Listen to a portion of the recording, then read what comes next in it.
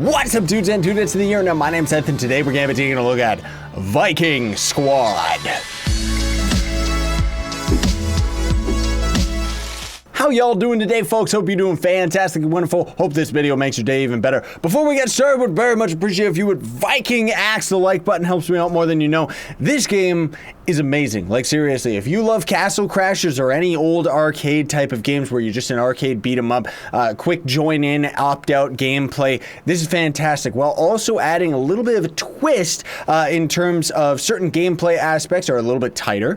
And then there's also going to be a little bit of a roguelike stuff. But before we get into any of that, let's just jump into the game. So every time you're going to end up starting the game, you're going to end up being able to choose out of all these different characters. You can level each of them up individually. I guess this guy's like the ninja shinobi type of Viking.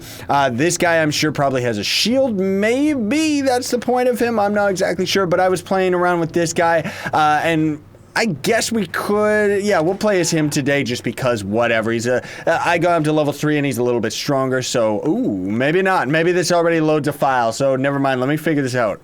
Yeah, okay, so each character kind of has their own, like, different save associated with them, I guess. Not exactly sure how that works with the multiplayer, but either way. One of the things that it took me a little while to realize this was even going on, but I just think that it's very, very cool, is the fact that we're actually on layers, let's say. So rather than Castle Crashers or any of those beat 'em up games, you know how you would always end up accidentally going into the area you didn't want to, right?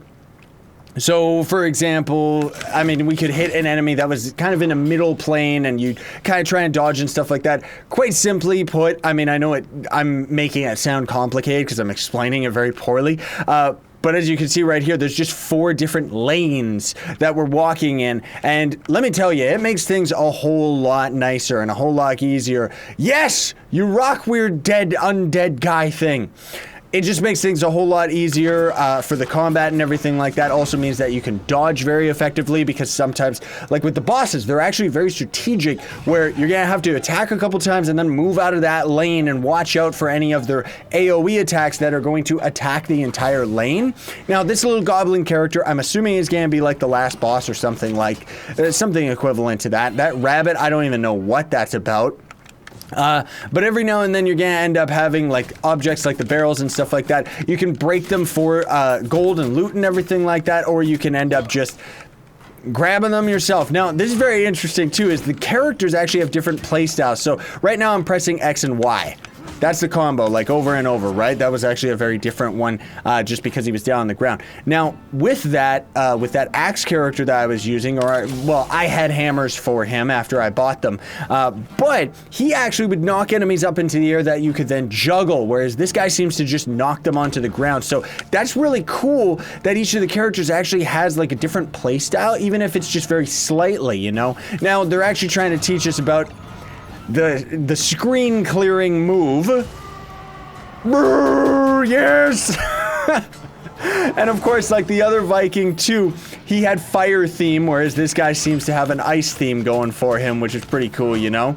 Oh, I see. So that's just our just our normal Y attack. So again, with that fire dude, whenever I would end up pressing our heavy attack, he would actually dash through the enemies, as opposed to this guy, which seems like he can kind of freeze them all. That's what that little, see that icon in the top left? Yeah, so that's what we actually are using. Let me see if I can get it pulled off right here. So we just used it right there as our special move to end up freezing the enemies. But generally speaking, I just like throwing all the stuff around at all these enemies, you know?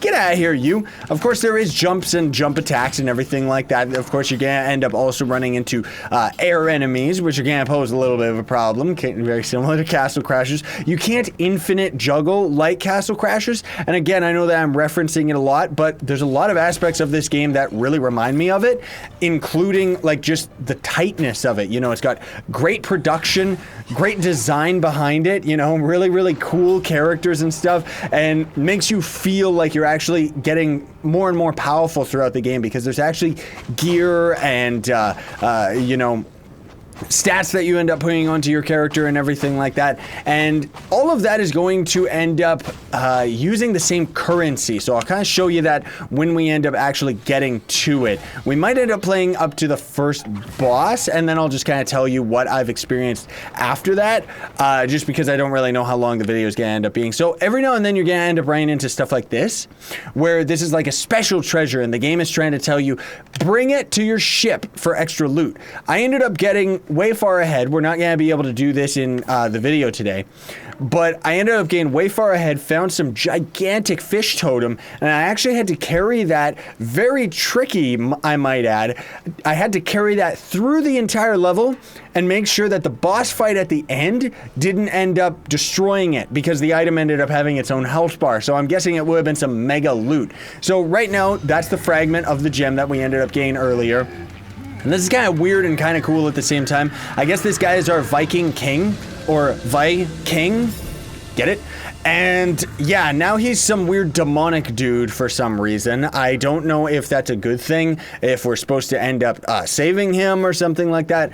But again, like the production and the cutscenes and everything like that are just so cool, aren't they? You know, it's really extreme, really like bossa nova, and kind of cute at the same time, at how like these guys like look like such big tough guys, and then like even that right there, it shows like a bunch of skulls and bones where all the enemies destroyed. Now this is a town mechanic, and this is where things get cool.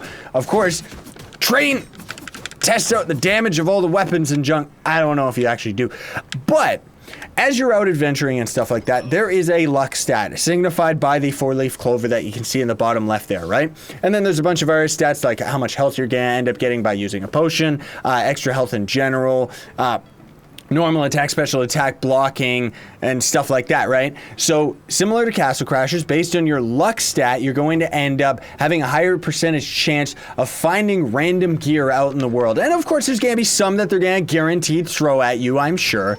And then there's going to be helmets as well, because it's a Viking game. You have to have your helmets, right? And then there's this guy right here who's exercising in his boxers. He's the character that you end up leveling up at. So this is where the game gets a little bit interesting, because the same currency that we're using to level up our characters right here is also used to end up buying the gear, because once you end up unlocking the gear, you unlock it for purchase, not necessarily for use just yet, you know? So we're gonna get 2 attack right there. It also gave us an extra dash attack, which is very useful because it knocks enemies down.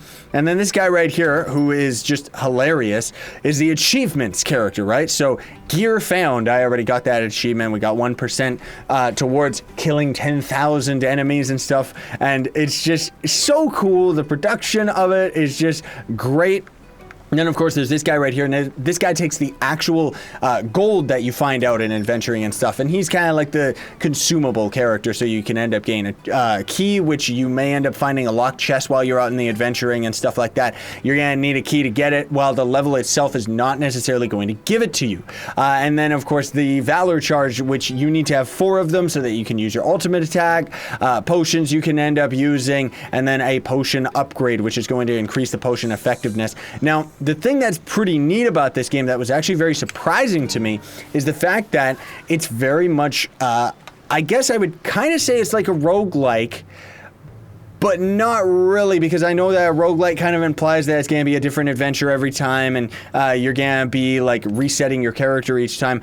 What I mean by that, and I hope I didn't get your hopes up with anything too crazy, but I mean that if we end up dying on this level, we'll have to play through the level all over again, but we'll get to keep all the gold that we ended up finding throughout the level and then spend that on upgrades. So the game really, like, it's like if you end up going through an area the first time, maybe it's way too challenging, you know? Maybe you can't, like, you just cannot figure out how to actually do it.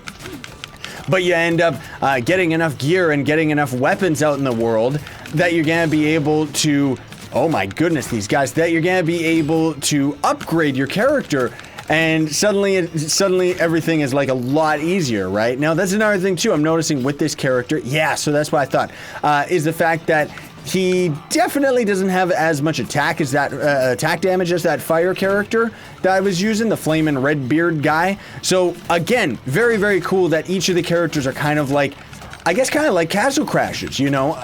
Again, and I'm sorry to reference that one so much, but seriously, that was a great game. So I mean that in the biggest compliment that I can to say and compare this game to Castle Crashers. I'm saying that it's of the same type of quality, you know? It's a really great game. Now, granted, I'm getting my butt kicked by these dudes right now because I'm just not really strong enough. Jeez Louise. But I guess I could be using our block as well. That's the thing that's different about this guy, is he's also got a block, while the other character ended up, let's throw that penguin at him. Well, the other character I was using kind of had a little bit of a slide, so I wonder whether or not, yeah, so he kind of comes out of it, whoops, he kind of comes out of his combat, like, the moment the attack animation is finished, you end up being able to block.